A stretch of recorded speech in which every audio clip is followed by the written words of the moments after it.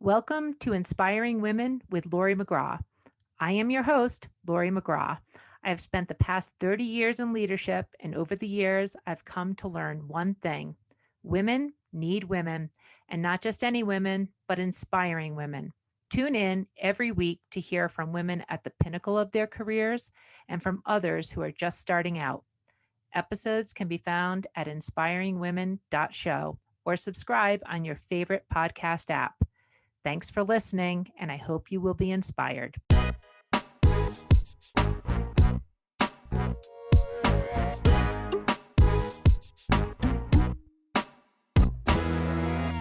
Welcome to another episode of Inspiring Women, and today we're speaking with Kristen Valdes. Now, Kristen is the founder and CEO of b.well Connected Health, and she has dedicated her career to empowering consumers with the data and tools to take control of their healthcare journey.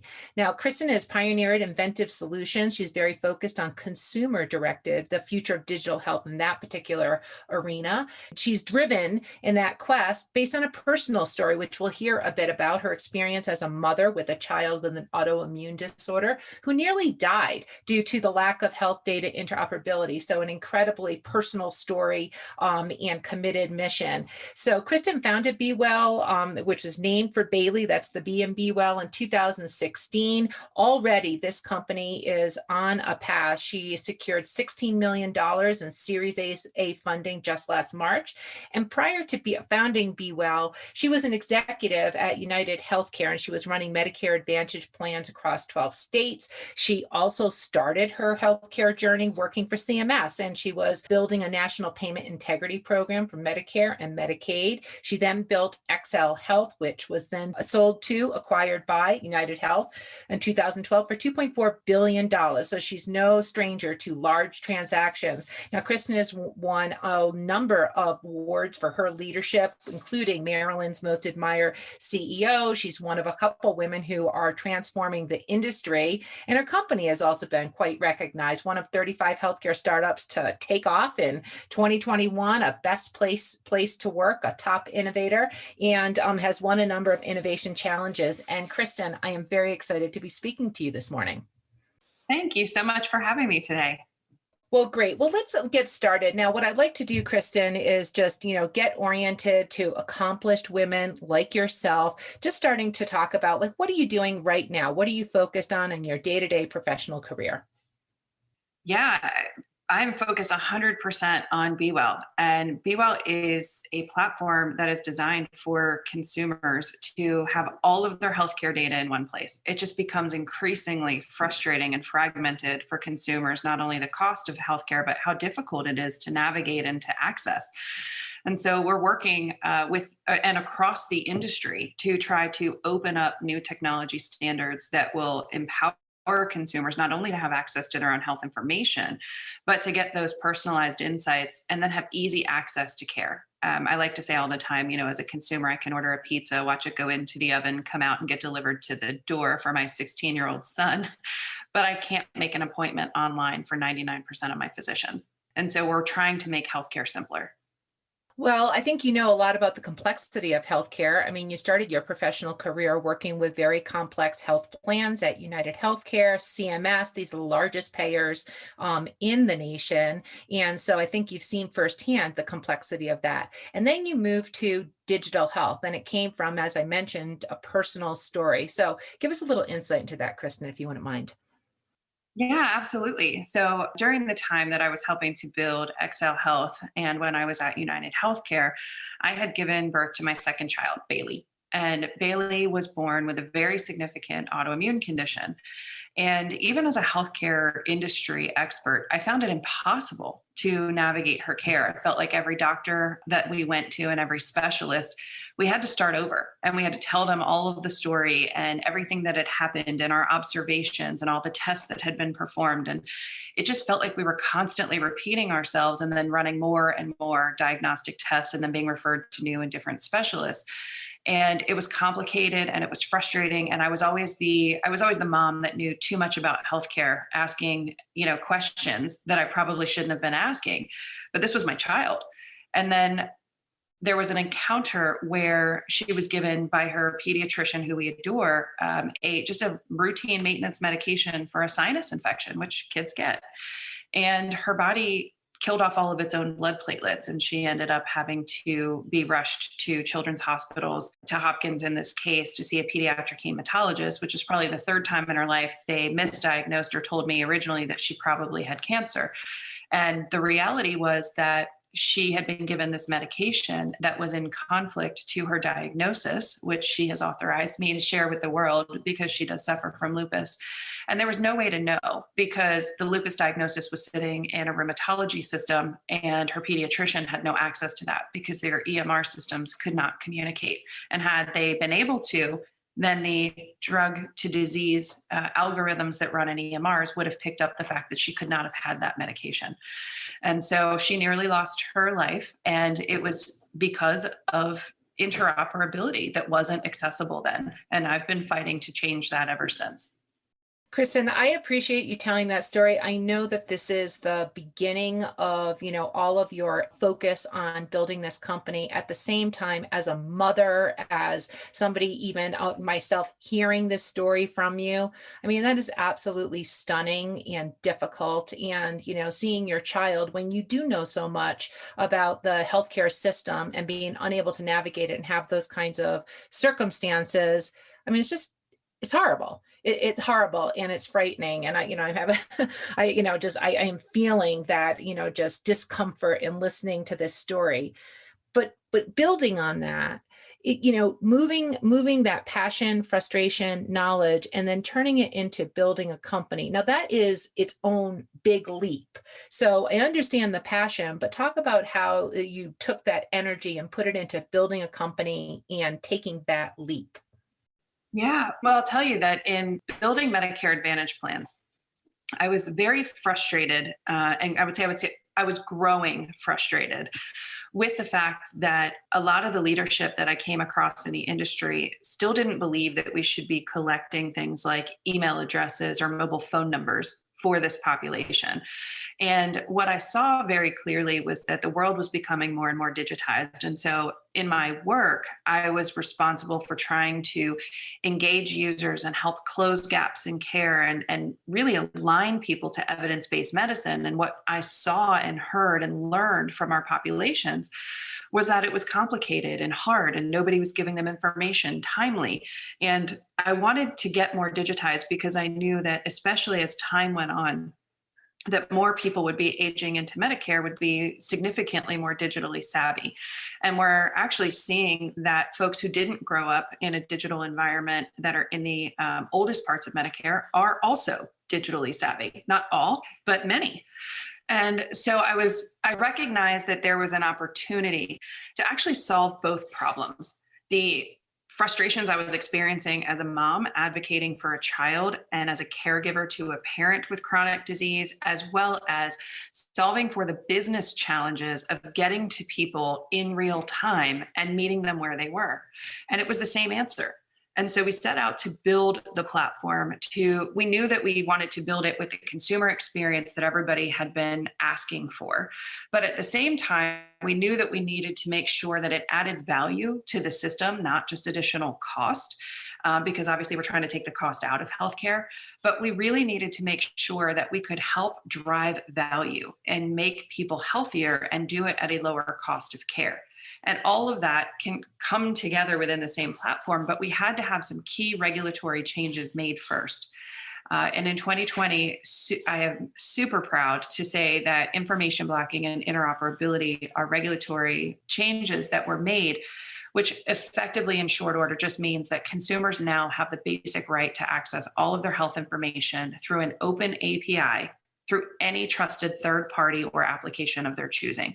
And I like to call that the sentinel event that changed healthcare forever that no one saw coming. And so here it is. And so you've got incredible deep knowledge of, again, the complexity of healthcare, from a reimbursement standpoint. Now you have a personal awareness in terms of how it affects, not just everyone, but you personally, your daughter.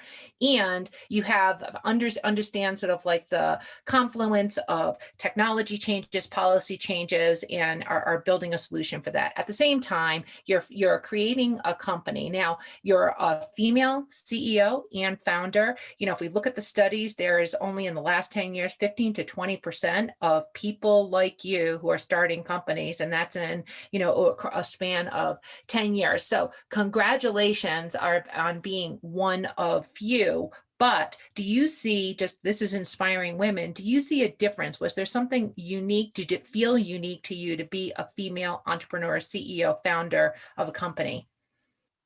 It's funny. I actually didn't know those stats until I started the company. I was very fortunate in my career to have some phenomenal female mentors. And it's why today I mentor younger startup companies that are led by women. And I participate and give my time to organizations like Springboard, which supports women-led entrepreneurs. And it's so important because I didn't realize the advantage that I had walking into this, that I was at a disadvantage. Now, are there stories I could tell about being a female entrepreneur raising capital? Absolutely. I'm sure most men don't get asked when they're raising money, what does your wife do for a living? Because I can count, on one hand, the number of times I was asked, what does your husband do? What a great question. How incredibly important to how you're going to run the company. Great. And it's funny because I think that I feel very empowered and supported to know that there are people that I'm just not going to do business with. And I think it's important also that we support one another. One of the things I wish I had had when building this company was I wish that I had had a mentor that went right before me in the same space that I was selling into, in the same space that I was building a company in, because I could have done it a lot faster. So we always say that, 2020, hindsight is 2020, but the reality is that it is when you're building a company. I could look back now and say what we've done in 6 years, I could have done in 3 if I had just known then what I know now. And I do understand why people put money into serial entrepreneurs, because there's a lot of lessons learned. And so I think it's important to help expedite other female founders to give them the most coveted thing that an entrepreneur can have, and that's more time. And the resources and awareness of how to get to other resources. So let's dig into that, Kristen, because I think that's such an important point. And, in the world of venture, again, there's recent research from Harvard Business Review just this year, 2.3% of venture money went to female CEOs and entrepreneurs, 2.3%. And that is down from a whopping 2.8% the previous year. And it's almost good to not know those statistics because they're so stunningly difficult. So let's dig into some of those experiences you had in terms of raising venture capital, because you did do it successfully. And it really is for other listeners who are going, that you are trailblazing for, so they can learn from your experience. So you gave us the story of what does your husband do? How helpful to what you're going to do for your company? What are some other things that you encountered that didn't seem like perhaps, the best focus on what you were going to do to build your company? Yeah, in all of my experience, there's one kind of resonating theme that I think women need to be aware of, especially when they're raising capital. And this is now, I believe, been proven statistically. I'll have to find the study and send it over for all of your research. But women tend to get asked a lot more about downside scenario, where men can come in and say, here's all the positive, momentum of the company, here's where we're going, and realistic or otherwise, they don't get asked as many questions about what happens if. And so what I learned is that in my presentations, because I am a female, I have to cover the downside scenario very quickly. And I need to make sure that I show people that I'm being more conservative and that I've got, kind of tricks in my back pocket where even if there were a downside scenario, I have it handled and I'm still going to hit my numbers. And I don't think that men have that same level of need when they're out there fundraising. So I just tell women all the time, just if you know that it's out there and you know that it's going to happen, be prepared for it. And how did you learn to do that? Did you strategically think ahead of these meetings? Did you bring sort of like the surround team to support the stories? What were some of the strategic things that you might have done, just seeing that there were some differences in terms of what you noticed in terms of what you were being asked? Oh, I would say I definitely learned the hard way. I got a million no's before I got yeses, because I didn't know how to present or pitch for capital as a female. So I definitely learned through experience. I was told no a number of times, and I learned from the questions that I wasn't covering in my pitch deck the downside scenario. And that's what all the questions were around. And so I take very good note after every time I go into a capital raise meeting about the questions that I was asked. And then I made sure that in the next pitch that I did, that I could actually answer all of those questions in addition to my pitch. And so you really have to hone and refine that pitch. And it's something that I like to help mentor people with today, because again, it took me, months to have conversations with people to hear no and to hear all the questions, where now it's really distilled down to a set of, kind of secret sauce that, depending on what stage, whether you're in seed or A, or B, that you're being asked, and the metrics that you need to have measured. In large part, if you have those questions answered in your deck, you have a really impressive pitch, and it helps you to raise money a lot faster. Do you change your approach based on who's on the other side of the table and what the demographics look like in terms of who you're pitching to? No, I don't do that. And I think that, I want to be able to stand on my own. I want my company to stand on its own. Every startup has stories, right? You have ups and downs. And then, of course, this past year has been a challenge for a number of the younger companies, because we were in a COVID year, and healthcare was very busy. Yeah. So there wasn't a lot of buying going on, right? And so, people who had to raise capital during that time frame, or even after, trying to recover now, there are certain things that you need to cover to show that the market is coming back and that the momentum is here. But I don't change my pitch based on who's on the other side of the table, with the exception of whether or not they are a true financial venture capital firm, or if they are a strategic. And strategics are, I think what's really good for healthcare investing is that every health insurance company and every health and hospital system now either has a venture arm or is an LP in some form of venture fund. And so what I've learned is that there's also a really great way to get in the door to new customers, which is going to those VCs and helping them understand your product, because they know the pain points of the organization. And so strategics can be a lot, I would say, more friendly, founder friendly, in just when you're in the beginning phases of building a healthcare company. Well, there's a lot in there, and I think really helpful advice for other female leaders, entrepreneurs, founders, but that can sort of shorten that time. It took you longer, you feel it, because you didn't necessarily know the ropes, you had to learn it.